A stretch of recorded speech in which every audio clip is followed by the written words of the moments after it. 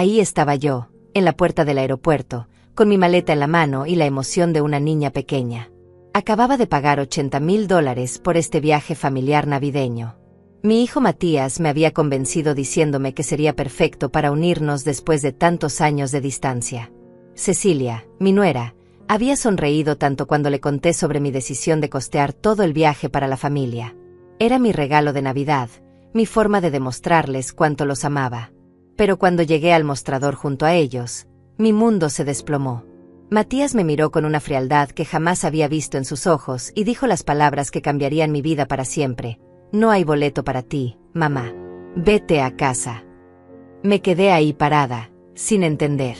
La gente pasaba a nuestro alrededor con sus equipajes, familias felices corriendo hacia sus vuelos, y yo inmóvil como una estatua. ¿Cómo que no hay boleto para mí?, logré susurrar. Cecilia evitaba mi mirada, jugando nerviosamente con su teléfono. Hubo un error con las reservas, mintió Matías sin el menor rastro de culpa en su voz. Solo tenemos boletos para nosotros y los niños. Tú tendrás que quedarte. Mis piernas comenzaron a temblar. $80,000. Yo había pagado $80,000 de mis ahorros, dinero que había guardado durante años trabajando como secretaria, dinero que representaba mi seguridad, mi tranquilidad para la vejez. Pero hijo, yo pagué todo este viaje, dije con la voz quebrada, sintiendo las miradas curiosas de otros pasajeros. ¿Cómo es posible que no haya boleto para mí? Matías suspiró con irritación, como si yo fuera una niña molesta haciendo preguntas innecesarias. Mamá, ya te expliqué. Fue un error del sistema. Nosotros no podemos hacer nada. El vuelo sale en 1 hora y no hay más asientos disponibles. Sus palabras eran como puñaladas. Cecilia finalmente levantó la vista y con una sonrisa falsa agregó: No te preocupes, Eugenia. La próxima vez podrás venir con nosotros. ¿La próxima vez? ¿Después de haber pagado este viaje completo y quedarme abandonada en el aeropuerto? Los niños, mis nietos, parecían confundidos.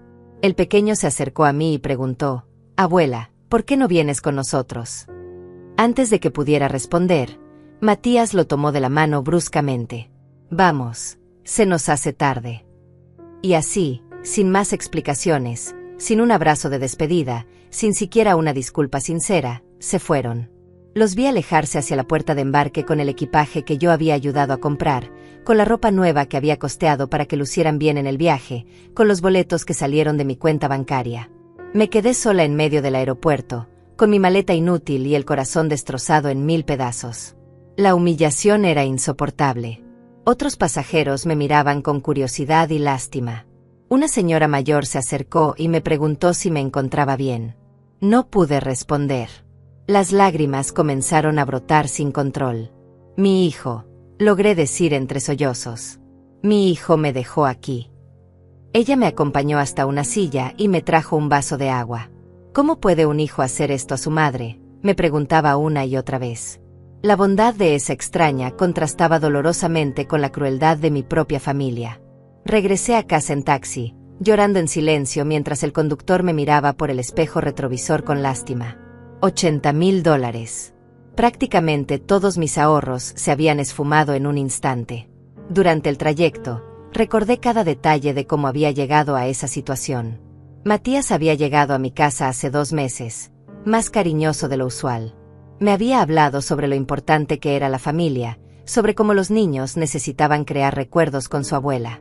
Mamá, sé que tienes dinero guardado. ¿Por qué no hacemos algo especial? Un viaje a Europa para toda la familia. Será increíble. Sus ojos brillaban con una emoción que creí genuina. Nunca tuvieron la intención de llevarme. Todo había sido una mentira elaborada, una estafa familiar que me había costado no solo mi dinero, sino mi dignidad y mi confianza. Esa noche, sentada en mi sala vacía, con el árbol de Navidad que había decorado pensando en nuestro regreso triunfal, me pregunté cómo había llegado a esto. ¿En qué momento mi hijo se había convertido en un extraño capaz de traicionarme de esta manera tan cruel? La casa se sentía más silenciosa que nunca. Cada objeto me recordaba mi ingenuidad, mi desesperada necesidad de creer que todavía tenía una familia que me amaba. Durante 45 años construí mi vida con disciplina y dedicación.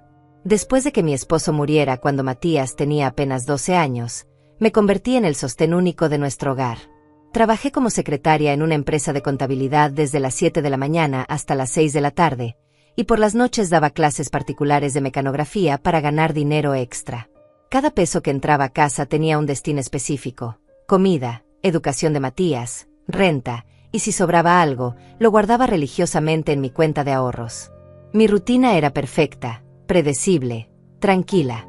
Me levantaba a las 5:30 cada mañana, preparaba el desayuno, alistaba a Matías para el colegio y salía corriendo para llegar puntual al trabajo. Durante años, mi vida giró completamente alrededor de mi hijo. Renuncié a salir con amigos, rechacé pretendientes, pospuse mis propios sueños. Todo por él. Matías es lo único que importa, me repetía cuando me sentía cansada o sola. Algún día él entenderá todo lo que sacrifiqué por su bienestar. Recuerdo con claridad meridiana el día que se graduó de la universidad. Yo estaba en primera fila, llorando de orgullo mientras él recibía su título de administración de empresas. Había pagado cada semestre con mis ahorros. Había trabajado dobles turnos durante 5 años para que él no tuviera que preocuparse por el dinero. Esa noche celebramos en un restaurante caro, uno de esos lugares elegantes donde nunca había puesto un pie. «Mamá, sin ti nada de esto hubiera sido posible», me dijo tomando mi mano. «Te prometo que ahora yo me haré cargo de ti. Nunca más tendrás que preocuparte por nada». Sus palabras sonaron como música celestial. Los primeros años después de su graduación fueron hermosos.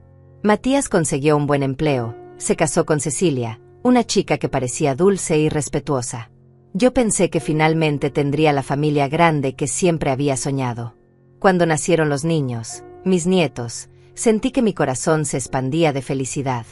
Por fin podría ser la abuela consentidora que compraba regalos y cocinaba pasteles. Mi casa se llenó de risas los domingos cuando venían a visitarme. Cecilia siempre me trataba con cariño aparente. «Eugenia, usted es como una segunda madre para mí», me decía mientras me ayudaba a servir el almuerzo dominical. «Mis propios padres viven tan lejos que prácticamente usted es toda la familia que tengo aquí». Me emocionaba escuchar esas palabras. Después de tantos años de soledad, tener una nuera que me apreciara se sentía como una bendición del cielo. Incluso llegué a considerarla como la hija que nunca tuve. Durante las cenas familiares, Matías me contaba sobre sus proyectos en el trabajo, sobre sus ambiciones de crecer profesionalmente. «Mamá, estoy pensando en montar mi propio negocio», me comentó una vez mientras cortaba el asado que yo había preparado especialmente para él. «Solo necesito un poco de capital inicial. Nada del otro mundo». Yo asentía orgullosa, admirando su espíritu emprendedor. Mi hijo había crecido, se había convertido en un hombre responsable con metas claras. Los domingos se volvieron sagrados en mi calendario. Despertaba temprano para preparar la mesa con el mantel de encaje que había heredado de mi madre, sacaba la vajilla de porcelana que solo usaba en ocasiones especiales, y cocinaba durante horas los platos favoritos de todos. Sopa de lentejas para Matías, pollo al horno para Cecilia, y para los niños siempre tenía preparadas sus galletas preferidas. La casa se llenaba de aromas deliciosos y conversaciones animadas. «Abuela, ¿me cuentas otra vez la historia de cuando papá era pequeño?», me pedía mi nieta mientras se acurrucaba en mis brazos después del almuerzo. Yo le narraba anécdotas de la infancia de Matías, de sus travesuras, de cómo había sido un niño inteligente y cariñoso. Cecilia sonreía desde el sofá, aparentemente encantada con estas escenas familiares. «Qué suerte tienen mis hijos de tener una abuela tan amorosa», comentaba. Sus palabras me llenaban de satisfacción profunda. Mi rutina semanal incluía ir al mercado los miércoles para comprar todo lo necesario para el domingo familiar. Seleccionaba cuidadosamente las mejores frutas, la carne más fresca, los ingredientes perfectos para consentir a mi familia. El carnicero ya me conocía y siempre apartaba los mejores cortes cuando sabía que venía. «Doña Eugenia, aquí tiene el lomo que me pidió para su hijo», me decía con una sonrisa. Yo pagaba sin regatear, feliz de poder darles lo mejor. Las tardes las dedicaba a coser y tejer. Había hecho mantitas para cada uno de mis nietos cuando nacieron, suéteres para Matías y Cecilia durante los inviernos, y fundas decorativas para todos los muebles de mi casa. Mis manos siempre estaban ocupadas creando algo hermoso para mi familia. «Mamá, tienes un talento increíble», Me felicitaba Matías cuando le mostraba mis últimas creaciones. Deberías vender estas cosas. Pero yo no lo hacía por dinero, lo hacía por amor. Mi casa era mi orgullo. Pequeña pero impecable, cada rincón brillaba de limpieza. Las plantas del jardín florecían bajo mi cuidado constante, los muebles estaban siempre lustrados, y no había una sola mancha en las paredes pintadas de color crema. Su casa es una joya, me decían las vecinas cuando venían a tomar café. Y tenían razón. Había invertido años de esfuerzo en crear un hogar acogedor donde mi familia siempre se sintiera bienvenida. Los viernes por la noche, después del trabajo, me dedicaba a planear las actividades del fin de semana. Revisaba recetas en mis viejos libros de cocina, hacía listas de compras detalladas, y pensaba en pequeñas sorpresas para mis nietos. A veces compraba libros de cuentos nuevos, otras veces ingredientes para hacer su postre favorito. Mi refrigerador siempre estaba lleno de sus bebidas preferidas, y en mi congelador nunca faltaba helado de chocolate. Durante los días laborales, en la oficina, mis compañeras siempre me preguntaban por Matías y su familia. ¿Cómo están tus nietos, Eugenia?, me decían mientras tomábamos café en el descanso. Yo sacaba mi cartera y les mostraba las fotografías más recientes, contándoles cada logro escolar, cada palabra nueva que habían aprendido, cada gracia que habían hecho. «Qué afortunada eres de tener una familia tan amorosa», comentaban. Y yo me sentía efectivamente afortunada. Mi cuenta de ahorros crecía lentamente, pero de manera constante. Cada mes apartaba religiosamente una cantidad fija, sin importar las tentaciones o gastos inesperados que pudieran surgir. Este dinero es para mi vejez, me decía a mí misma, para no ser una carga para Matías cuando ya no pueda trabajar. Nunca imaginé que ese dinero, fruto de tantos años de sacrificio y privaciones, terminaría siendo la herramienta de mi propia humillación. 2 semanas después del episodio del aeropuerto, mientras intentaba procesar mi dolor y mi incredulidad, decidí ir al banco para revisar mi cuenta. Necesitaba ver con mis propios ojos el daño financiero que había sufrido. La empleada, una joven amable que ya me conocía de años de visitas regulares, me entregó el estado de cuenta con una sonrisa profesional. «Buenos días, señora Eugenia. ¿Cómo está usted?». Su cordialidad contrastaba brutalmente con el infierno emocional que yo estaba viviendo. Cuando miré los números en el papel, mi sangre se congeló. No solo habían desaparecido los $80,000 del supuesto viaje familiar. Había otras transacciones que no recordaba haber autorizado. Retiros de $5,000, $10,000, $15,000. Transferencias a cuentas que no reconocía. Mi corazón comenzó a latir tan fuerte que pensé que se saldría de mi pecho. «Disculpe», le dije a la empleada con voz temblorosa, «¿puede explicarme estas transacciones? No recuerdo haber hecho estos retiros». La chica revisó la pantalla de su computadora con atención. «Señora, según nuestros registros, todas estas transacciones fueron autorizadas con su tarjeta y su firma. Mire, aquí están las copias de los comprobantes». Me mostró una serie de papeles donde efectivamente aparecía mi firma, pero algo se sentía extraño. La letra era similar a la mía, pero había pequeñas diferencias que solo yo podía notar. «¿Podría darme copias de todos estos documentos?», le pedí, tratando de mantener la calma. «Necesito revisarlos en casa con más detenimiento». Regresé a mi hogar con una carpeta llena de documentos bancarios y una sensación de náusea que no me abandonaba. Me senté en mi mesa del comedor, la misma donde había firmado tantos cheques para los gastos de Matías durante su universidad, y comencé a analizar cada papel. Las fechas de las transacciones coincidían con días en que Matías había venido a visitarme. Recordé vívidamente una ocasión en que él había llegado con una carpeta de documentos importantes que necesitaba que yo firmara. «Son papeles del seguro médico, mamá. Pura rutina», me había dicho. Yo, confiada como siempre, había firmado sin leer. Mi mente comenzó a conectar puntos que antes parecían inocentes. Las visitas cada vez más frecuentes de Matías durante los últimos meses. Su insistencia en que yo debería modernizar mis finanzas. Las veces que había tomado mi cartera para buscar una aspirina y la había devuelto minutos después. Las ocasiones en que Cecilia había insistido en ayudarme a organizar mis papeles importantes. «Eugenia, déjeme ayudarla a poner orden en estos documentos. Una persona de su edad no debería preocuparse por estas cosas complicadas», me había dicho con esa sonrisa dulce que ahora me parecía venenosa. Recordé también las conversaciones aparentemente casuales sobre mi situación financiera. Mamá, ¿cuánto dinero tienes ahorrado? Solo por curiosidad, para saber si estás bien protegida en caso de emergencia, me había preguntado Matías durante una de nuestras cenas dominicales. Yo, orgullosa de mi disciplina financiera, le había contado exactamente cuánto había logrado ahorrar a lo largo de los años. Sus ojos habían brillado de una manera que en ese momento interpreté como admiración, pero ahora entendía que era codicia pura. Las piezas del rompecabezas comenzaron a encajar con una claridad dolorosa.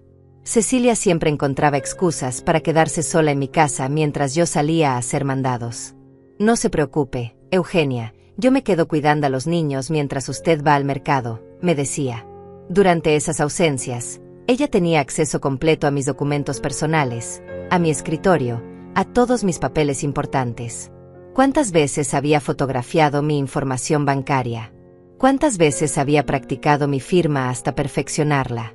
Una tarde, mientras revisaba viejas fotografías familiares buscando algún consuelo para mi corazón destrozado, encontré algo que me heló la sangre. En una foto del último cumpleaños de mi nieta, Cecilia aparecía en el fondo, y en sus manos se veía claramente mi chequera. Recordé ese día perfectamente. Yo había estado en la cocina preparando el pastel cuando ella se ofreció a organizar un poco la mesa del comedor. Ahora entendía qué clase de organización había estado haciendo. Decidí llamar a mi amiga Lucía, la única persona en quien podía confiar completamente.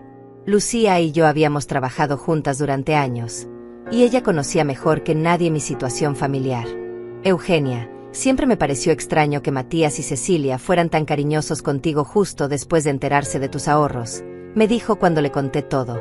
Recuerdo que antes apenas te visitaban, y de repente se volvieron los hijos perfectos. Eso no es normal. Sus palabras confirmaron mis peores sospechas. Durante años, Matías había mostrado poco interés en mi vida cotidiana. Las visitas eran esporádicas, las llamadas telefónicas eran breves y siempre con alguna excusa para colgar rápido. Pero en los últimos meses, desde que había mencionado mis ahorros, se había transformado en el hijo más atento del mundo. Llegaba con flores, me llevaba a cenar a restaurantes elegantes, me compraba regalos costosos que pagaba con mi propio dinero robado. Lucía, ¿tú crees que todo esto fue planeado desde el principio?, le pregunté con la voz quebrada. ¿Crees que el viaje familiar fue solo una excusa para sacarme la mayor cantidad posible de una sola vez? Mi amiga suspiró profundamente antes de responder. Eugenia, yo creo que llevan meses, tal vez años, robándote sistemáticamente. El viaje fue solo el golpe final, la estocada que te dejaría sin nada. Esa noche no pude dormir. Caminé por mi casa como un alma en pena, viendo cada objeto con nuevos ojos. El televisor nuevo que Matías había instalado como regalo sorpresa el mes anterior. Los electrodomésticos que había reemplazado porque los tuyos estaban muy viejos, mamá. Incluso la reparación del techo que había pagado para que estuvieras más cómoda. Todo había salido de mi cuenta bancaria sin que yo lo supiera. Habían estado viviendo una vida de lujo a mis expensas mientras yo seguía llevando el mismo estilo de vida austero de siempre. Me dirigí a mi escritorio y saqué todas las facturas y recibos de los últimos 6 meses. Cada compra costosa que habían hecho, cada mejora en su casa, cada viaje de fin de semana que habían tomado, todo tenía sentido ahora. Habían estado financiando su estilo de vida con mi dinero robado. ¿Cómo pude ser tan ciega?, me pregunté en voz alta en la soledad de mi sala. ¿Cómo no me di cuenta de que me estaban usando? La respuesta era simple y desgarradora: porque los amaba. Porque confiaba en ellos completamente. Porque jamás imaginé que mi propio hijo, la persona por la cual había sacrificado toda mi vida, sería capaz de traicionarme de una manera tan calculada y cruel. El amor de madre me había cegado completamente ante las señales de alarma que ahora parecían tan obvias. Al revisar mi correo electrónico, encontré mensajes del banco que no había leído. Notificaciones sobre transacciones importantes que requerían mi atención. ¿Cómo no había visto estos avisos? Entonces recordé que Cecilia se había ofrecido a ayudarme con la tecnología y había configurado mi computadora para que los correos del banco fueran directamente a una carpeta especial. Para que no se preocupe con tantos mensajes aburridos, me había dicho. Ahora entendía que habían estado interceptando sistemáticamente cualquier comunicación que pudiera alertarme sobre sus actividades fraudulentas. Durante las noches siguientes, Cuando el silencio de mi casa se volvía ensordecedor, comencé a revivir cada momento de los últimos años bajo una nueva perspectiva. Cada conversación, cada gesto aparentemente cariñoso, cada muestra de afecto de Matías y Cecilia ahora se sentía como una mentira elaborada. Me quedaba despierta hasta altas horas, analizando señales que había ignorado, comportamientos que había justificado por amor maternal y actitudes que había malinterpretado como cariño genuino. ¿Será que mi hijo me había amado alguna vez realmente? ¿O todo había sido una actuación calculada? Esta pregunta me torturaba más que el dinero perdido. Recordé su infancia, cuando yo trabajaba dobles turnos para pagarle clases de inglés, de computación, de música. Recordé las noches en que me quedaba despierta ayudándolo con las tareas mientras mis ojos se cerraban de cansancio. ¿En qué momento ese niño que solía abrazarme y decirme te amo, mamá, se había transformado en el hombre frío que me había abandonado en el aeropuerto? Comencé a recordar situaciones específicas que ahora cobraban un significado siniestro. Hace 6 meses, Matías había llegado con una historia sobre problemas financieros en su trabajo. Mamá, la empresa está pasando por una crisis temporal. Es posible que me reduzcan el salario por unos meses, me había contado con expresión preocupada. Yo, siempre protectora, le había ofrecido inmediatamente ayuda económica. Hijo, yo tengo algunos ahorros. No te preocupes, podemos superarlo juntos. Su rostro se había iluminado, pero ahora entendía que no era de alivio, sino de satisfacción por lo fácil que había sido manipularme.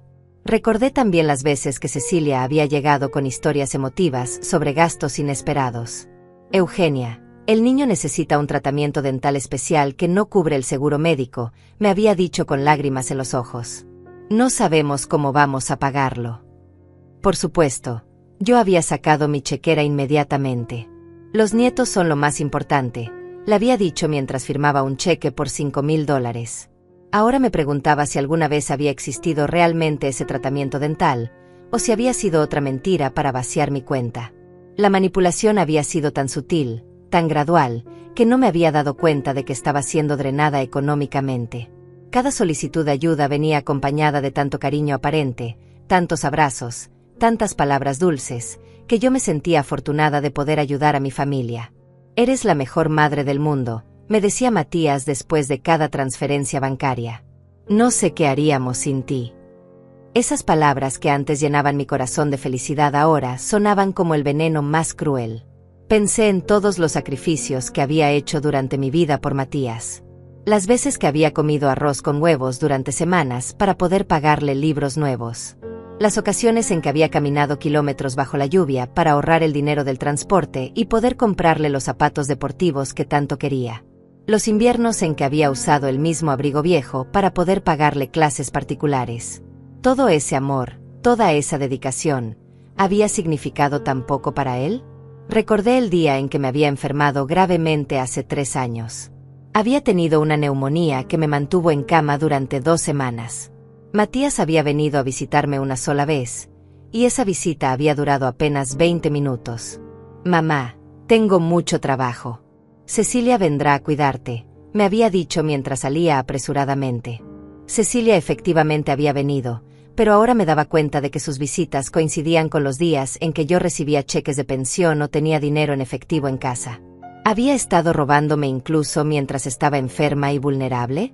La soledad de esas semanas de enfermedad contrastaba dolorosamente con la atención excesiva que me habían dado en los meses recientes. Cuando no tenía nada que ganar, yo era prácticamente invisible para ellos. Pero cuando necesitaban acceso a mi dinero, se convertían en la familia más amorosa del mundo. La hipocresía era tan descarada que me preguntaba cómo había podido ser tan ciega. Analicé también las conversaciones que habían tenido sobre mi futuro. En varias ocasiones, Cecilia había mencionado casualmente la posibilidad de que yo me mudara a una residencia para adultos mayores. Eugenia, hay lugares muy bonitos donde usted podría estar más acompañada, me había dicho mientras hojeaba folletos publicitarios que había traído por casualidad. Una persona de su edad necesita cuidados especiales.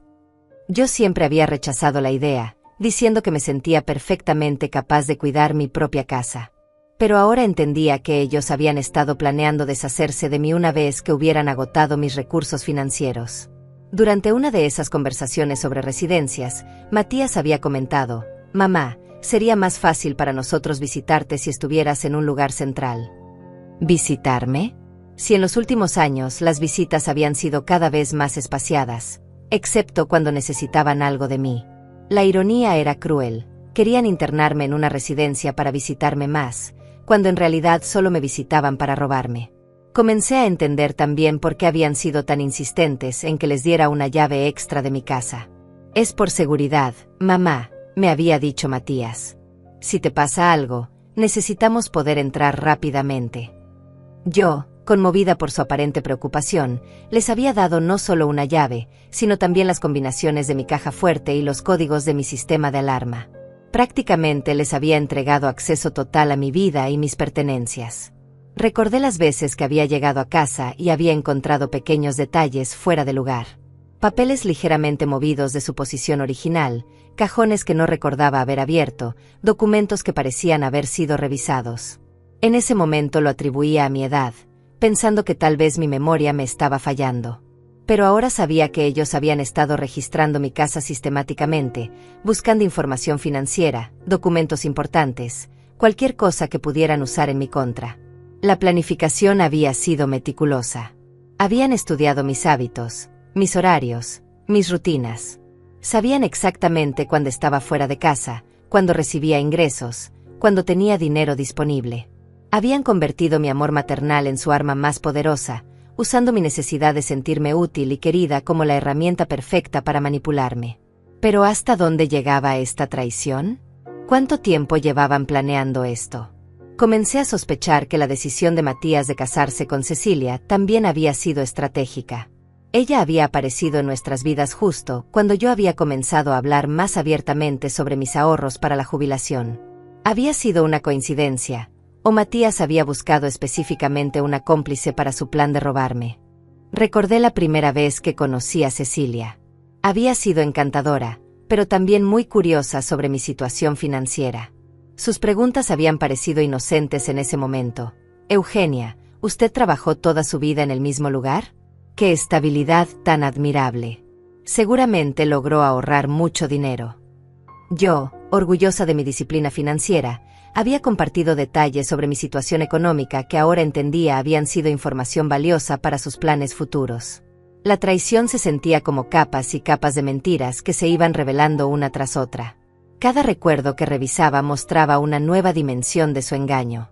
No solo me habían robado dinero, me habían robado años de felicidad genuina, porque cada momento de alegría familiar que había vivido había sido construido sobre mentiras. Las sonrisas, los abrazos, las palabras de cariño, todo había sido teatro destinado a mantenerme vulnerable y confiada mientras me despojaban de todo lo que había trabajado para conseguir. Al cuarto día de mi descubrimiento, tomé la decisión más difícil de mi vida: fingir que no sabía nada mientras investigaba en secreto. Si Matías y Cecilia habían sido capaces de actuar durante tanto tiempo, yo también podría hacerlo. Me levanté esa mañana con una determinación que no había sentido en años. No iba a ser la víctima indefensa que ellos creían que era. Iba a descubrir exactamente qué habían hecho y cómo podía recuperar mi dinero y mi dignidad. Primero, necesitaba aliados. Llamé a mi amiga Lucía y le pedí que me acompañara al banco. Necesito tu apoyo moral, le dije, pero también necesito un testigo de todo lo que vamos a descubrir. Lucía, que había trabajado durante años en el área administrativa de una empresa, entendía perfectamente los procedimientos bancarios y legales. Eugenia, vamos a llegar hasta el fondo de esto, me prometió con una determinación que me dio fuerzas. En el banco, solicité hablar con el gerente. Le expliqué mi situación con todo detalle, mostrándole las discrepancias que había encontrado en mis estados de cuenta. El hombre, un señor de mediana edad con experiencia en casos similares, revisó mis documentos con atención profesional. Señora Eugenia, definitivamente hay irregularidades aquí. Vamos a iniciar una investigación interna y le sugiero que también considere hacer una denuncia legal. Sus palabras me confirmaron que no estaba loca, que efectivamente había sido víctima de fraude. El gerente me explicó que necesitaríamos analizar las grabaciones de seguridad de las fechas en que se realizaron las transacciones sospechosas. Si alguien más usó su información para hacer retiros, las cámaras lo habrán registrado, me aseguró. También me sugirió que solicitara una auditoría completa de mi cuenta de los últimos 2 años. Es un proceso que puede tomar algunas semanas, pero nos dará un panorama completo de todas las transacciones irregulares. Mientras esperábamos los resultados de la investigación bancaria, decidí que necesitaba más evidencias. Esa tarde, llamé a Enrique, mi abogado de confianza. Enrique había manejado todos mis asuntos legales durante los últimos 15 años. La compra de mi casa, mi testamento, los seguros de vida. Era un hombre íntegro que conocía perfectamente mi situación financiera. Eugenia, esto que me cuentas es muy grave, me dijo después de escuchar todo el relato. Vamos a necesitar documentar cada transacción irregular y recopilar todas las pruebas posibles. Enrique me explicó que el fraude financiero contra personas mayores era más común de lo que yo imaginaba, especialmente cuando los perpetradores eran familiares cercanos. Los ancianos son vulnerables porque confían en sus hijos y nietos, me explicó. Los estafadores familiares saben exactamente cómo manipular esas emociones. Sus palabras me dolieron, pero también me dieron claridad sobre lo que realmente había pasado. Mi abogado me sugirió que instalara una grabadora en mi teléfono para registrar cualquier conversación futura con Matías y Cecilia. Si intentan contactarla o si regresan del viaje, necesitamos documentar todo lo que digan, me advirtió. Sus propias palabras podrían ser la evidencia más poderosa que tengamos. La idea de grabar a mi propio hijo me revolvía el estómago, pero sabía que era necesario para protegerme. Durante los días siguientes, me convertí en una detective de mi propia vida. Revisé cada cajón, cada archivo, cada documento que tenía en mi casa. Encontré cosas que me helaron la sangre. Había copias de documentos bancarios con firmas que definitivamente no eran mías, pero que se parecían lo suficiente como para pasar desapercibidas. Había facturas de compras costosas que yo supuestamente había hecho, pero que no recordaba en absoluto. En mi escritorio encontré un sobre que no recordaba haber puesto ahí.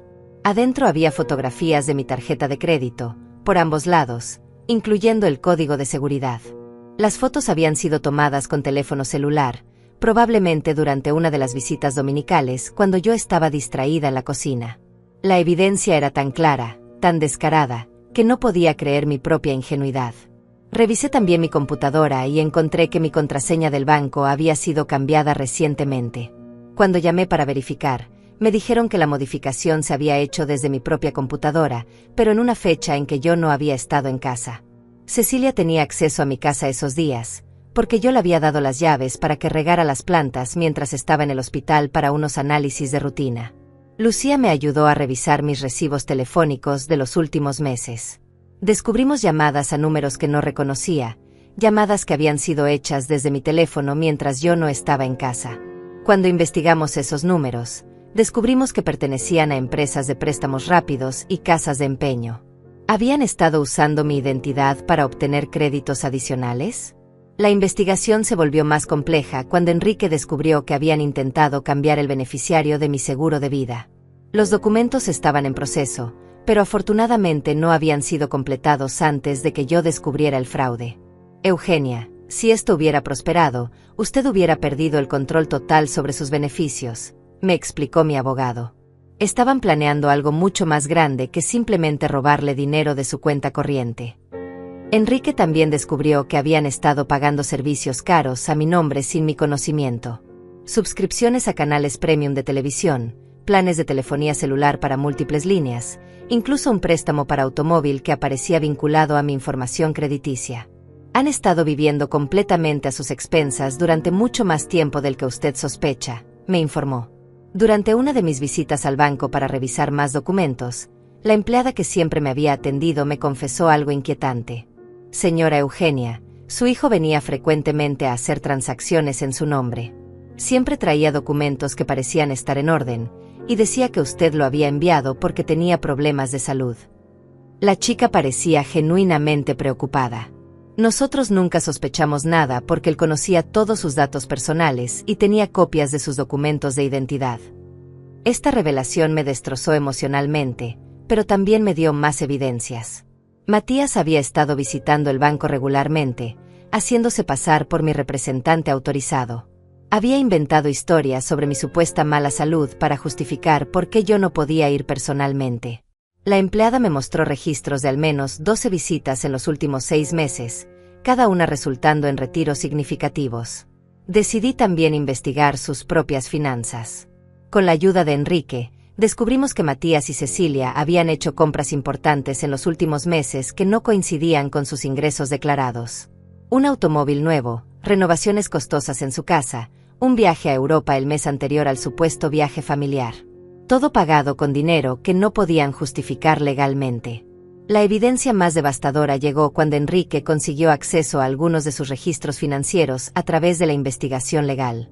Habían abierto cuentas bancarias usando mi información como aval, habían solicitado tarjetas de crédito a mi nombre, y habían estado transfiriendo dinero sistemáticamente desde mis cuentas hacia las suyas.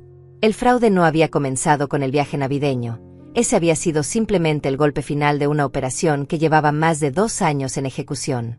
Durante las noches, mientras recopilaba toda esta información, me sentía como si estuviera despertando de una pesadilla que había durado años. Cada nueva evidencia que encontraba me mostraba lo ciega que había estado, pero también me daba más determinación para luchar. Ya no era solo una anciana indefensa que había sido engañada, me estaba convirtiendo en una mujer que iba a pelear por justicia. La fase de investigación silenciosa me estaba empoderando de una manera que no había experimentado en años. Por primera vez en mucho tiempo, sentía que tenía control sobre mi propia vida. Matías y Cecilia creían que me habían dejado destruida y abandonada, pero en realidad me habían liberado de las ilusiones que me mantenían vulnerable. Ahora podía ver la realidad con claridad cristalina, y estaba preparándome para el contraataque. El 5.º día de mi investigación silenciosa, mientras revisaba los últimos documentos que Enrique me había traído, recibí una llamada que cambiaría completamente el curso de mi plan. Era de una mujer llamada Elena, que se identificó como investigadora de seguros. Señora Eugenia, hemos estado investigando algunas irregularidades en su póliza de seguro de vida, y necesitamos hablar con usted urgentemente, me dijo con voz profesional pero preocupada. Elena me explicó que alguien había intentado hacer cambios significativos en mi póliza sin mi conocimiento. Según nuestros registros, su hijo Matías presentó documentos alegando que usted tiene problemas de demencia y que él necesita poder legal para manejar sus asuntos, me informó. También solicitó ser nombrado como único beneficiario, reemplazando la distribución que usted había establecido previamente. Mis manos comenzaron a temblar mientras escuchaba estas palabras. Afortunadamente, continuó Elena, nuestro protocolo requiere verificación directa con el asegurado antes de hacer cambios tan drásticos. Por eso la estamos llamando. Le expliqué brevemente mi situación, y ella me pidió que fuéramos a su oficina inmediatamente. Señora Eugenia, esto es muy serio. Si estos documentos hubieran sido procesados, usted habría perdido completamente el control sobre su póliza de seguros. En la oficina de Elena, me mostraron copias de los documentos que Matías había presentado. Había un reporte médico falso que alegaba que yo sufría de demencia avanzada, firmado por un doctor que yo nunca había visitado. Había documentos legales falsificados que supuestamente me otorgaban incapacidad mental. Y lo más perturbador de todo, había una carta supuestamente escrita por mí, pidiendo que Matías tomara control total de mis finanzas debido a mi deterioro mental progresivo. ¿Usted escribió esta carta?, me preguntó Elena mostrándome el documento. La letra era una imitación casi perfecta de la mía, pero había pequeños detalles que la delataban como falsificación. Jamás escribí eso, le aseguré. Y definitivamente no tengo demencia ni ningún deterioro mental. Elena asintió y me explicó que conservaríamos todos estos documentos como evidencia del fraude. Pero Elena tenía más información perturbadora para compartir. Señora Eugenia, su caso no es aislado. En los últimos 6 meses, hemos recibido 3 casos similares donde familiares intentan obtener control sobre pólizas de seguros usando documentos médicos falsificados. Me mostró un archivo que contenía casos parecidos al mío.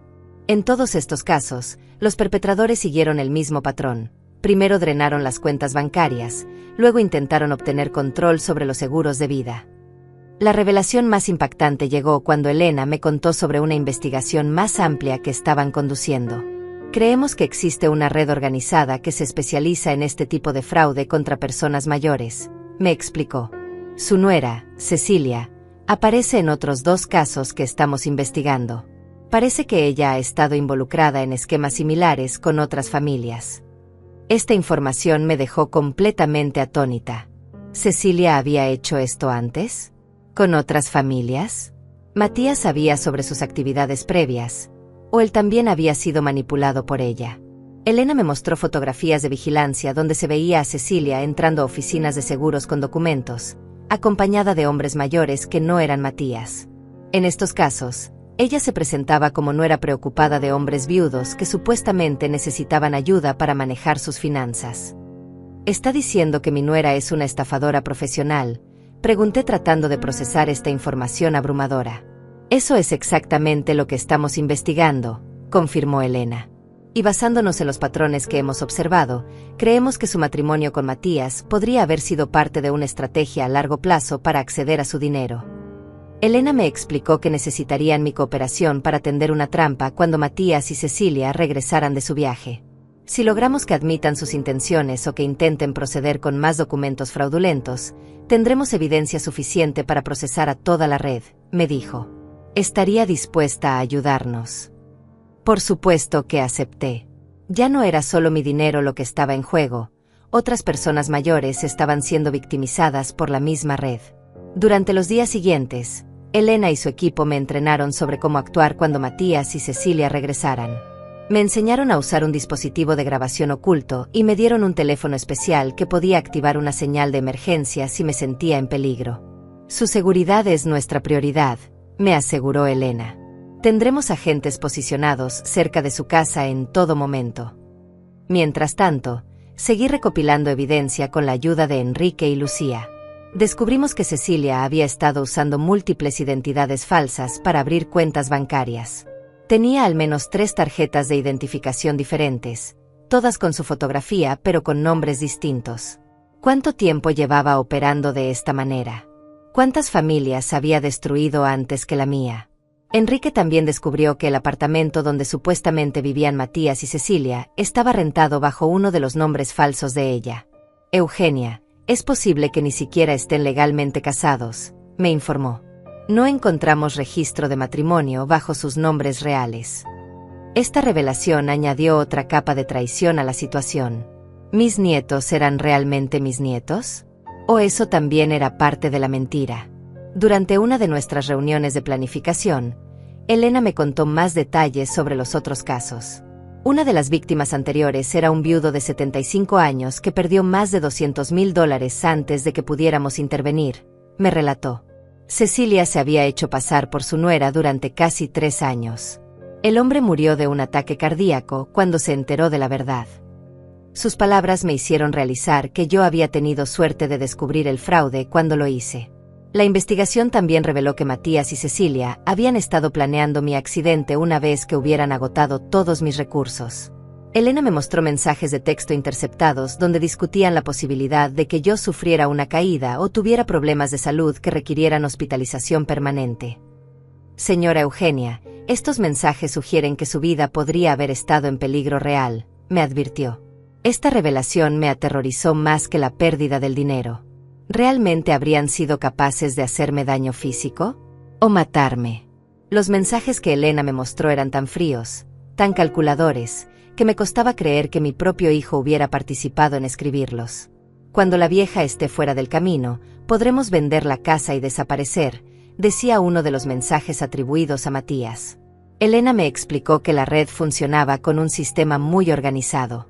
Cecilia identifica objetivos potenciales, personas mayores con dinero pero sin mucha familia. Luego se acerca a hijos o familiares que puedan ser manipulados o corrompidos.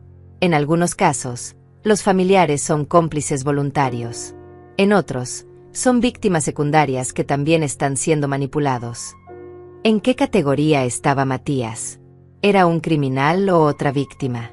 La respuesta llegó cuando Elena me mostró registros financieros que habían obtenido a través de la investigación legal. Matías había estado recibiendo pagos regulares de Cecilia mucho antes de que comenzara el fraude contra mí. Estos pagos datan de hace 5 años, me informó Elena. Su hijo ha estado en la nómina de esta operación criminal desde mucho antes de que ellos intensificaran sus actividades contra usted. Durante nuestras sesiones de preparación, conocí a otras víctimas de la misma red.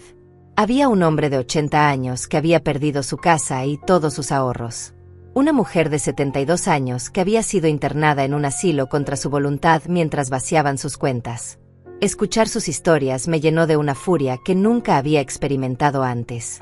No era solo lo que me habían hecho a mí, era parte de un patrón sistemático de abuso contra personas mayores. Elena me preparó para diferentes escenarios que podrían desarrollarse cuando Matías y Cecilia regresaran. Es posible que intenten acelerar sus planes cuando se den cuenta de que usted está investigando, me advirtió. Podrían tratar de forzarla a firmar documentos, o incluso amenazarla físicamente. Por eso es crucial que mantenga la calma y siga el protocolo que hemos establecido. También me entrenaron sobre cómo obtener confesiones grabadas sin despertar sospechas. La clave está en hacer las preguntas correctas de manera casual, me explicó un especialista en interrogatorios. Deje que ellos se incriminen solos. La gente culpable tiende a sobreexplicar cuando se sienten acorralados. El día antes de que Matías y Cecilia regresaran de su viaje, Elena me aseguró que todo estaba listo para la operación. Señora Eugenia, usted ha sido increíblemente valiente durante todo este proceso, me dijo. Mañana vamos a cerrar esta red criminal de una vez por todas, y usted va a recuperar no solo su dinero, sino también su dignidad y su paz mental. 3 semanas después del episodio del aeropuerto, escuché el ruido familiar del auto de Matías estacionándose frente a mi casa. Mi corazón comenzó a latir aceleradamente, pero esta vez no era de emoción por verlos, sino de nerviosismo por lo que estaba a punto de suceder. Durante estas semanas de investigación, había descubierto mucho más de lo que jamás imaginé posible. Ahora tenía todas las cartas en mis manos, y ellos no tenían idea de lo que los esperaba. Me asomé discretamente por la ventana y los vi bajando del automóvil con sus maletas, bronceados y relajados después de su viaje europeo pagado con mi dinero robado. Cecilia llevaba un vestido verde nuevo que probablemente había comprado en París, y Matías tenía puesta una chaqueta de cuero que jamás había visto antes. Los niños corrían hacia la puerta principal con emoción, cargando bolsas llenas de souvenirs que habían comprado con mi dinero. La ironía era tan cruel que casi me hizo vomitar. Respiré profundamente y activé el dispositivo de grabación que Elena me había dado. El plan era simple pero efectivo: actuar como la anciana confundida y dolida que ellos esperaban encontrar, mientras los guiaba sutilmente hacia confesiones incriminatorias. Elena y su equipo estaban posicionados en vehículos cercanos, listos para intervenir si la situación se volvía peligrosa. Abrí la puerta con una expresión de dolor y confusión que había practicado frente al espejo durante días. Matías, Cecilia, dije con voz temblorosa, pensé que nunca los volvería a ver. Los niños corrieron hacia mí para abrazarme, y por un momento mi corazón se ablandó. Ellos eran inocentes en todo esto, víctimas de los adultos que deberían protegerlos. Hola mamá, dijo Matías con una sonrisa que ahora me parecía completamente falsa. ¿Cómo has estado? Esperamos que no hayas estado muy sola. Su preocupación fingida me revolvió el estómago, pero mantuve mi actuación. He estado confundida, respondí con voz quebrada. Han pasado cosas extrañas desde que se fueron. Cecilia se acercó y me tomó del brazo con esa familiaridad falsa que ahora reconocía como manipulación pura. ¿Qué tipo de cosas extrañas, Eugenia?, preguntó con voz melosa. Espero que no hayas tenido problemas con los vecinos curiosos. Ya sabes cómo es la gente cuando ve a una señora mayor viviendo sola. No, no son los vecinos, dije dejando que mi voz sonara más frágil. Es mi dinero. No entiendo qué está pasando con mi dinero. Vi cómo Matías y Cecilia intercambiaron una mirada rápida, apenas perceptible, pero yo estaba observando cada microexpresión en sus rostros. ¿Tu dinero?, preguntó Matías con tono condescendiente. Mamá, ya hablamos sobre esto antes del viaje. A veces la edad nos hace olvidar cosas o confundir los números. ¿Has estado revisando tu cuenta bancaria otra vez? Su actitud paternalista me encendió de rabia por dentro, pero mantuve mi fachada vulnerable. Sí, fui al banco, admití con voz temblorosa. Y no entiendo por qué hay tantos retiros que no recuerdo haber hecho. La empleada me mostró documentos con mi firma, pero yo no recuerdo haber firmado nada de eso. Estaba plantando las semillas para que ellos se sintieran obligados a explicar las transacciones fraudulentas. Cecilia se sentó a mi lado en el sofá y tomó mis manos con falsa compasión. Eugenia, querida, esto es exactamente lo que hemos estado discutiendo Matías y yo. Estamos preocupados por tu memoria. Has estado haciendo cosas y luego no las recuerdas. Sus palabras eran como veneno envuelto en miel. ¿Cosas como qué?, pregunté fingiendo confusión genuina. Esta era la pregunta clave que Elena me había enseñado a hacer. Los criminales siempre necesitan justificar sus mentiras con más mentiras, y cada explicación falsa los hundiría más profundo. Matías se aclaró la garganta y se sentó en la silla frente a mí. Mamá, el mes pasado nos llamaste llorando porque necesitabas dinero urgentemente para una emergencia médica. Nos pediste que fuéramos al banco contigo para hacer retiros. ¿No lo recuerdas? Su capacidad para mentir con tanta naturalidad me sorprendió, incluso después de todo lo que había descubierto. ¿Una emergencia médica?, repetí con genuina confusión, porque efectivamente no recordaba nada de eso. ¿De qué tipo? ¿Cuándo fue eso? Vi cómo Cecilia le hacía una seña casi imperceptible a Matías, como diciéndole que continuara con la mentira. Fue cuando tuviste esos dolores en el pecho, intervino Cecilia con una actuación convincente. Estabas tan asustada que insististe en que necesitabas sacar dinero para pagar tratamientos privados porque no confiabas en el seguro médico. Nosotros tratamos de tranquilizarte, pero tú insististe. Su habilidad para crear historias detalladas sobre eventos que nunca habían ocurrido era aterradora. Además, añadió Matías, has estado hablando sobre regalar dinero a organizaciones benéficas. El mes pasado donaste $15,000 a una fundación para niños. Tampoco recuerdas eso. Otra mentira elaborada para justificar el dinero que habían robado. Me quedé en silencio por un momento, fingiendo que estaba tratando de recordar estos eventos ficticios. En realidad, estaba grabando cada palabra de sus mentiras. No recuerdo nada de eso, dije finalmente con voz preocupada. Están diciendo que estoy perdiendo la memoria. No queremos asustarte, mamá, dijo Matías con falsa gentileza, pero sí estamos preocupados. Por eso pensamos que tal vez sería bueno que alguien te ayude a manejar tus finanzas. Solo temporalmente, hasta que te sientas mejor. Ahí estaba, la propuesta que Elena había predicho que harían. ¿Alguien como quién?, pregunté con voz pequeña. Bueno, yo soy tu hijo, respondió Matías como si fuera la cosa más natural del mundo.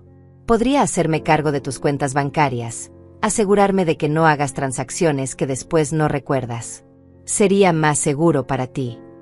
Cecilia asintió vigorosamente. Es por tu propio bien, Eugenia. Las personas de tu edad son objetivos frecuentes de estafadores. Si Matías maneja tu dinero, nadie podrá aprovecharse de ti. La ironía de que los verdaderos estafadores me estuvieran advirtiendo sobre estafadores era tan absurda que casi me río. Pero si ustedes manejan mi dinero, dije con voz temblorosa, ¿cómo voy a saber que no se están aprovechando de mí? Era una pregunta directa diseñada para provocar reacciones defensivas que los incriminarían aún más. Matías se puso de pie abruptamente, claramente molesto por mi pregunta. ¿Cómo puedes siquiera sugerir algo así?, dijo con indignación fingida. Soy tu hijo. Todo lo que he hecho en mi vida ha sido para cuidarte y protegerte.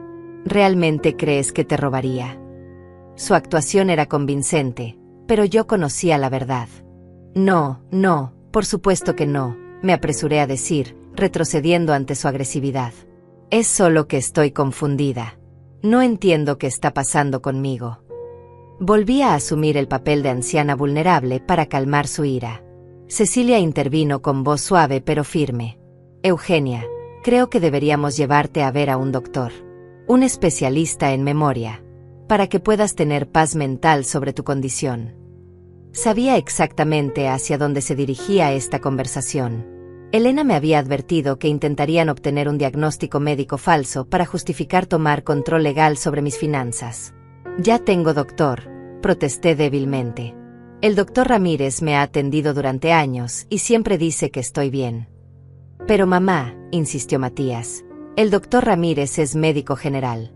Necesitas ver a un especialista, alguien que entienda específicamente sobre problemas de memoria en personas mayores. De hecho, añadió Cecilia con una sonrisa que no alcanzó sus ojos, ya hemos investigado algunos especialistas excelentes. Hay un doctor que viene muy recomendado, y podríamos conseguir una cita para la próxima semana. Estaba segura de que este especialista era parte de su red criminal, alguien que proporcionaría el diagnóstico falso que necesitaban. En ese momento, fingí que me sentía abrumada y comencé a llorar suavemente. No quiero ir a doctores extraños, dije entre sollozos. Tengo miedo de lo que puedan encontrar. ¿Y si realmente estoy perdiendo la cabeza? Mis lágrimas eran reales, pero no por las razones que ellos pensaban. Lloraba por la traición, por la pérdida de la familia que creía tener. Matías se sentó a mi lado y me abrazó, y por un momento terrible, mi corazón maternal se ablandó ante su contacto.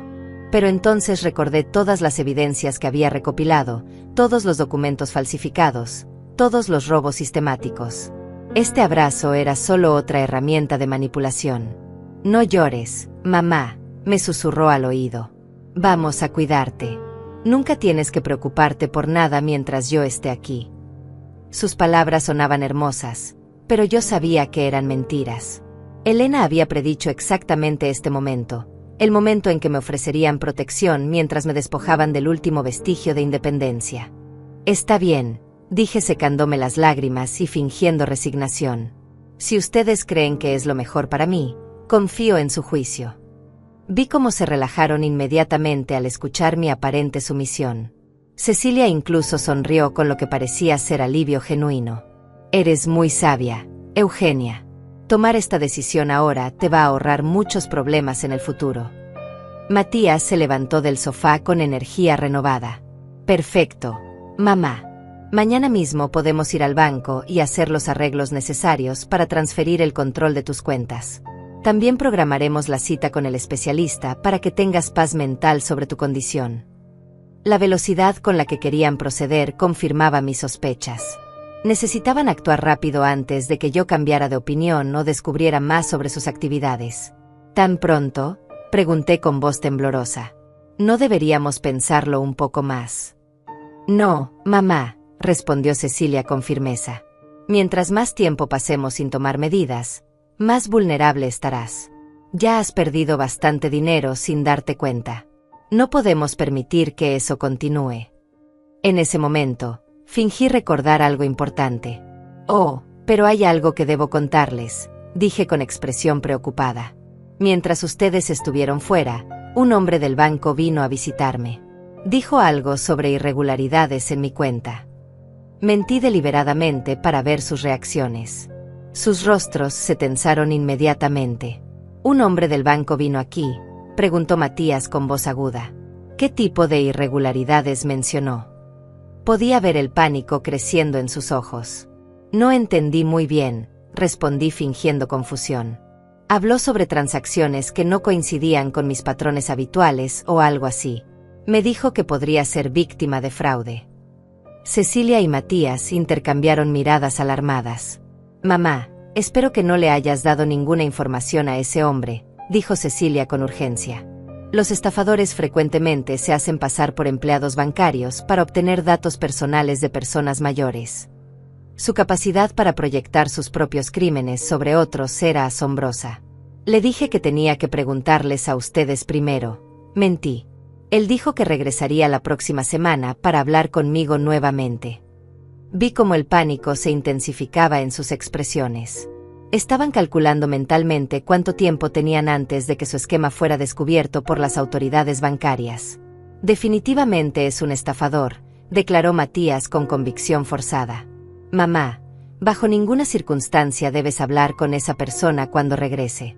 Los empleados bancarios reales no hacen visitas domiciliarias a menos que sea una emergencia extrema. Su desesperación por controlar la narrativa era palpable. Pero él tenía identificación del banco, insistí, añadiendo más presión a su paranoia. Y conocía detalles específicos sobre mis cuentas.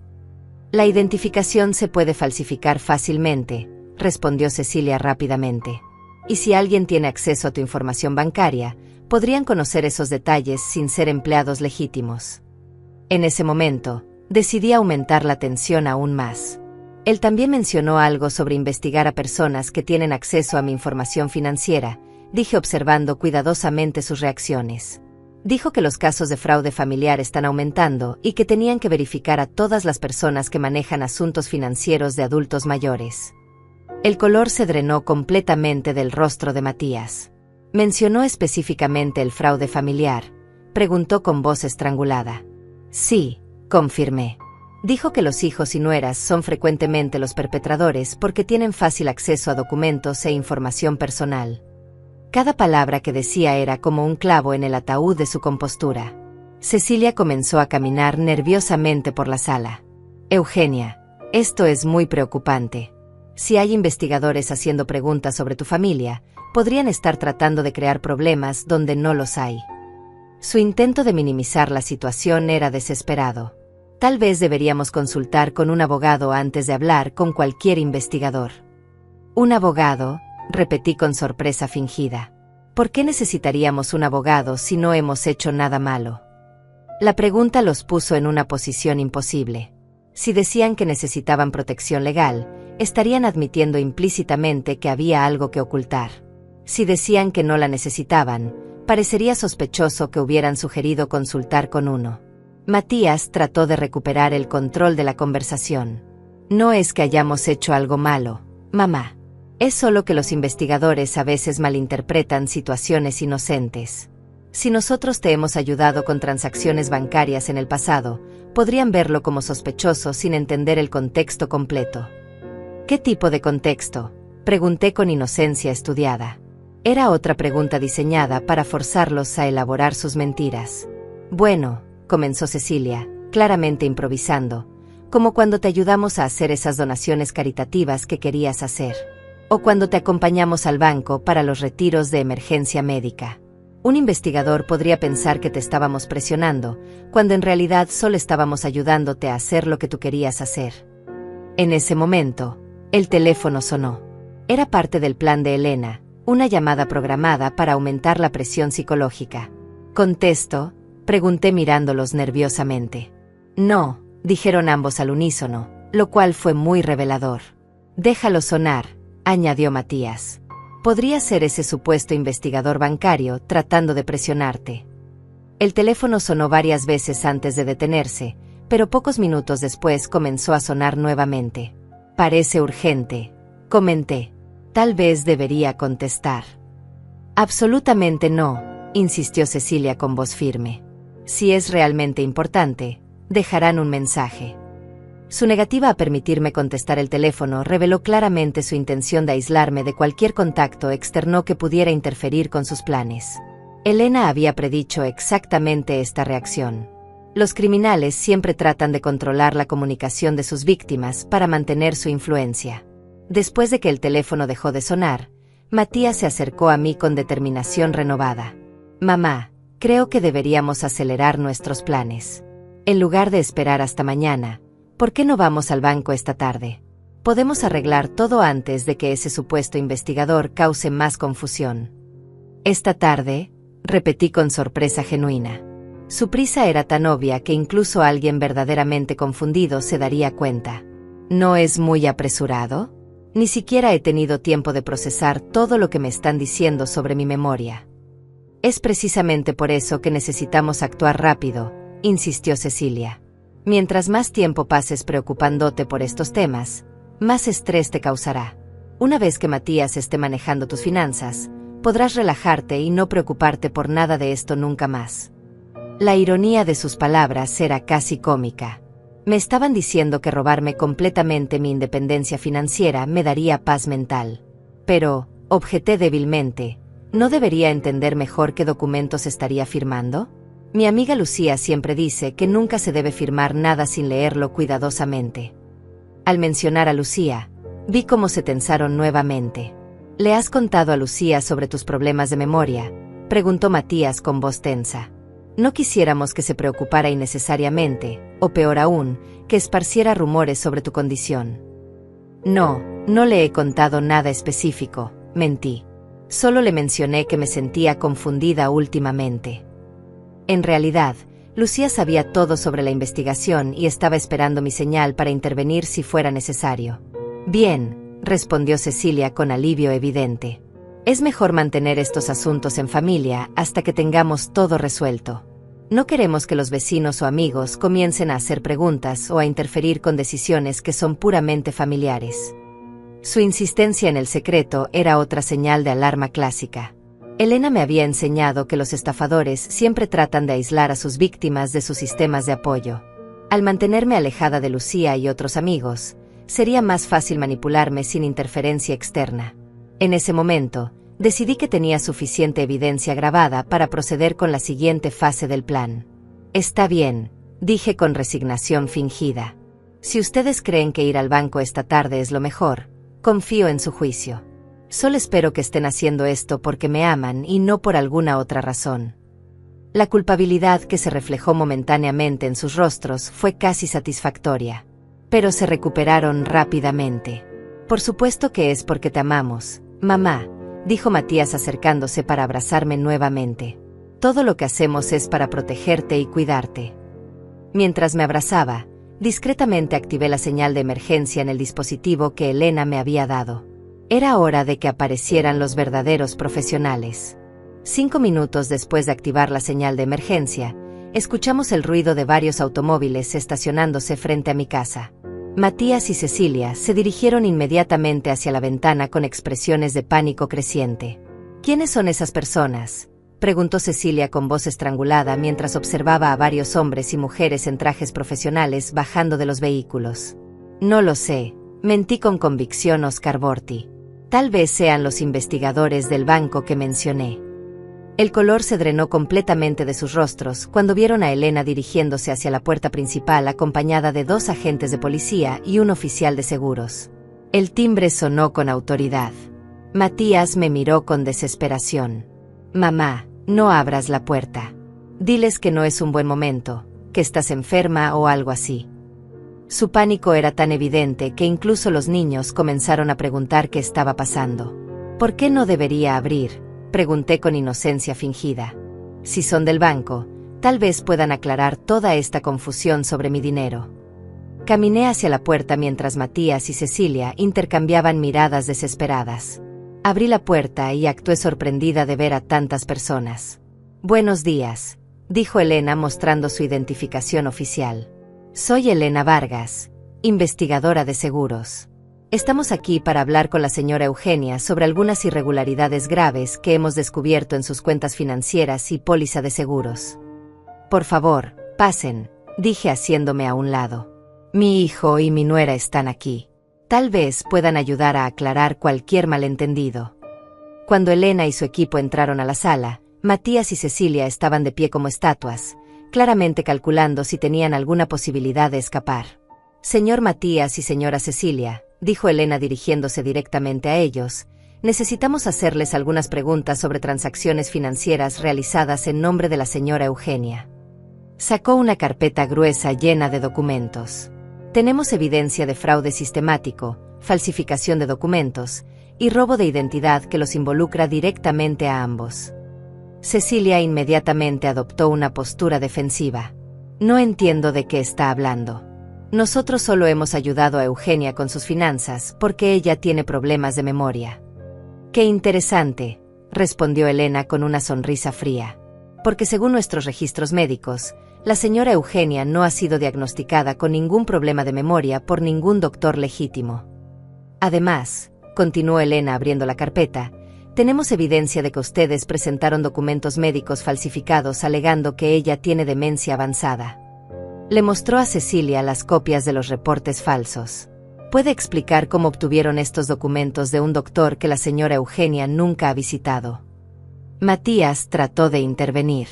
Debe haber algún error. Nosotros nunca presentamos documentos médicos falsos. ¿No?, preguntó Elena. Entonces supongo que pueden explicar estas grabaciones donde discuten planes para declarar a su madre mentalmente incompetente para obtener control sobre sus finanzas. Elena activó un dispositivo de audio y la habitación se llenó con las voces de Matías y Cecilia discutiendo cómo la vieja tendría que ser internada una vez que hubieran drenado completamente sus cuentas. Escuchar esas conversaciones grabadas me destrozó el corazón, pero también me llenó de una satisfacción feroz al ver sus caras de horror al darse cuenta de que habían sido descubiertos. Eso ha sido sacado de contexto, tartamudeó Cecilia. Estábamos hablando hipotéticamente sobre qué hacer si la condición de Eugenia empeoraba. ¿Hipotéticamente?, preguntó uno de los oficiales de policía. También fueron hipotéticos los $160,000 que robaron de sus cuentas bancarias. La cifra me impactó. Había sabido que el robo era extenso, pero escuchar la cantidad total me quitó el aire. $160,000. Prácticamente todos mis ahorros de toda una vida de trabajo. Vi cómo Matías tragaba saliva convulsivamente al darse cuenta de que conocían el alcance exacto de sus crímenes. Elena se dirigió específicamente a Cecilia. Señora, o debería decir, señorita Carmen Ruiz, también conocida como Cecilia Morales, también conocida como Patricia Vega. Cecilia palideció como si hubiera visto un fantasma. Tenemos evidencia de que ha operado esta estafa en al menos 5 familias diferentes durante los últimos 7 años. Su verdadero nombre es Carmen Ruiz, continuó Elena, y tiene antecedentes criminales en 3 estados por fraude contra adultos mayores. Su supuesto matrimonio con Matías nunca fue registrado legalmente bajo ninguno de sus nombres reales. Esta revelación me golpeó como un martillo. Matías sabía que ella era una criminal profesional, o él también había sido manipulado. La respuesta llegó cuando Elena mostró transferencias bancarias que documentaban pagos regulares de Carmen a Matías que databan de 5 años atrás, mucho antes de que comenzara el fraude contra mí. Señor Matías, dijo Elena, usted ha estado recibiendo pagos de esta organización criminal durante años. ¿Puede explicar por qué Carmen le ha estado pagando $20,000 mensuales desde 2020? Matías abrió y cerró la boca como un pez fuera del agua, claramente sin tener ninguna explicación plausible. Uno de los oficiales de policía se acercó a Cecilia, o Carmen, con esposas. Carmen Ruiz, queda arrestada por fraude, robo de identidad, falsificación de documentos y conspiración para cometer fraude contra adultos mayores. Mientras le leían sus derechos, ella me miró con una expresión de odio puro que me heló la sangre. Matías González, continuó el otro oficial, queda arrestado por los mismos cargos como cómplice en esta operación criminal. Cuando le pusieron las esposas a mi hijo, sentí como si mi corazón se partiera en 2. A pesar de todo lo que había hecho, seguía siendo el niño que había criado, y verlo arrestado era una de las experiencias más dolorosas de mi vida. Antes de que se los llevaran, Matías me miró con lágrimas en los ojos. Mamá, lo siento. No era supuesto que llegara tan lejos. Sus palabras sonaban genuinas, pero Elena me había advertido que los criminales frecuentemente expresan remordimiento cuando son capturados, no porque realmente se arrepientan, sino porque lamentan haber sido descubiertos. ¿Los niños son realmente tus hijos?, le pregunté con voz quebrada. Sí, respondió con voz ahogada. Eso al menos era real. Esa pequeña confirmación me dio un poco de consuelo. Mis nietos realmente eran mis nietos, aunque su madre fuera una criminal profesional y su padre un cómplice. Elena se acercó a mí después de que se llevaron a Matías y Carmen. Señora Eugenia, sé que esto es increíblemente difícil para usted, pero quiero que sepa que vamos a recuperar la mayor parte de su dinero. Hemos localizado las cuentas donde transfirieron sus fondos, y el proceso de restitución ya ha comenzado. ¿Y los niños?, pregunté preocupada. ¿Qué va a pasar con ellos? Servicios Sociales está evaluando la situación, me explicó Elena. Dado que usted es su abuela biológica y que Carmen no es su madre legal bajo su verdadera identidad, es posible que usted pueda obtener custodia temporal si lo desea. La idea de criar a mis nietos a los 68 años era abrumadora, pero también me llenaba de propósito. Ellos eran inocentes en todo esto, víctimas de las decisiones criminales de los adultos que deberían haberlos protegido. Durante las semanas siguientes, mientras el caso legal se desarrollaba, comencé a reconstruir mi vida. Elena cumplió su promesa. Recuperé $140,000 de los $160,000 robados. Los otros $20,000 habían sido gastados en el viaje europeo y otros gastos, pero la mayor parte de mis ahorros fueron restituidos. Lucía me acompañó a todas las audiencias legales. Eugenia, estoy tan orgullosa de cómo manejaste esta situación, me decía. Podrías haber sido víctima para siempre, pero decidiste luchar. Su apoyo fue invaluable durante esos meses difíciles. Obtuve custodia temporal de mis nietos después de una evaluación exhaustiva. Al principio fue desafiante explicarles por qué sus padres no podían estar con ellos, pero con la ayuda de consejeros profesionales, logramos navegar esa transición. Un año después, estoy sentada en mi jardín tomando café con Ismael, quien se convirtió en mi vecino favorito y, eventualmente, en algo más que un amigo. ¿Alguna vez te arrepientes de haber luchado contra ellos?, me pregunta mientras observamos a los niños jugar. Nunca, Respondo con convicción total. Hoy estoy sola en términos de la familia que pensé que tenía. Pero por primera vez en años, estoy en paz. Tengo mi dignidad, mi independencia, y una nueva familia que construí yo misma con personas que realmente me aman. Los niños corren hacia nosotros pidiendo galletas, y me levanto para atenderlos. Matías está cumpliendo una sentencia de 8 años por fraude. Carmen recibió 15 años como cabecilla de la operación criminal. A veces me preguntan por sus padres, y siempre les digo la verdad de manera apropiada para su edad, que sus padres cometieron errores graves y están aprendiendo las consecuencias. Mientras preparo la merienda para los niños, reflexiono sobre lo mucho que ha cambiado mi vida. Perdí a un hijo, pero gané mi libertad. Perdí una ilusión, pero encontré mi fuerza. Y aunque el camino fue doloroso, no cambiaría el resultado final. Hoy estoy sola, pero por primera vez en paz.